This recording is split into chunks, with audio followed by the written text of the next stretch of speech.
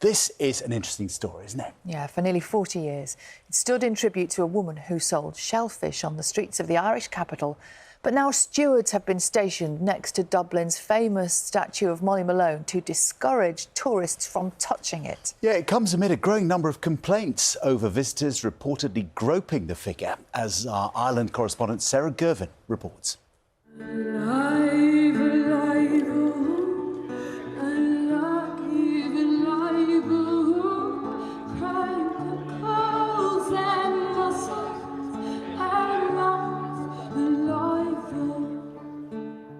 If you've visited Dublin, chances are you've met mAlone. For years, the statue has been a popular draw for tourists hoping to get a keepsake photograph. But it's what some people do in those pictures that's proving to be a problem. The practice is thought to have been started by a local tour guide, and the bronze has become discoloured from years of touching. Now stewards are on patrol, hoping to stop it.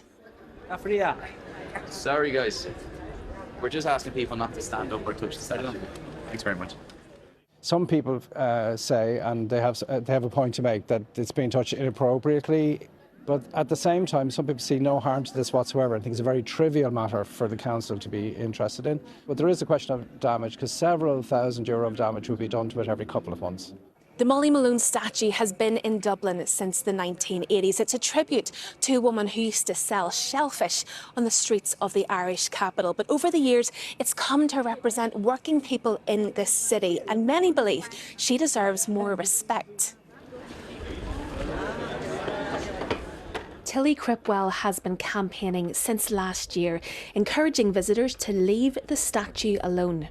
I spent loads of hours busking by the mAlone statue, got more and more annoyed at seeing hundreds and hundreds of people touching the statue's breasts for good luck, as what has become what people think is a tradition.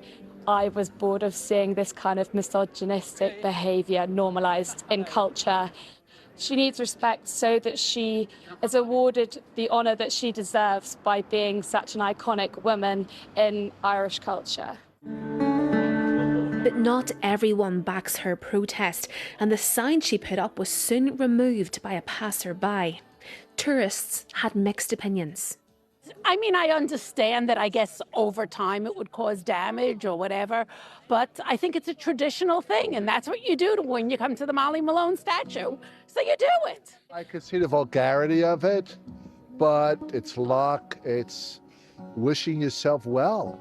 It's fine. There's nothing wrong with it. You're not taking her clothes off. You're just touching an area of her body that's beloved. No.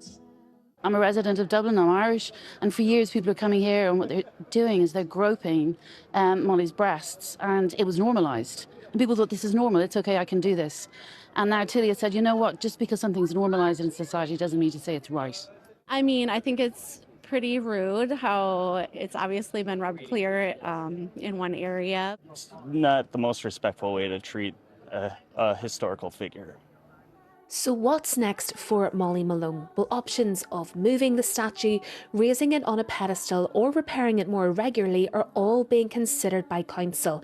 But for now, campaigners are hoping visitors will consider leaving mAlone alone. Sarah Gervin, BBC News in Dublin.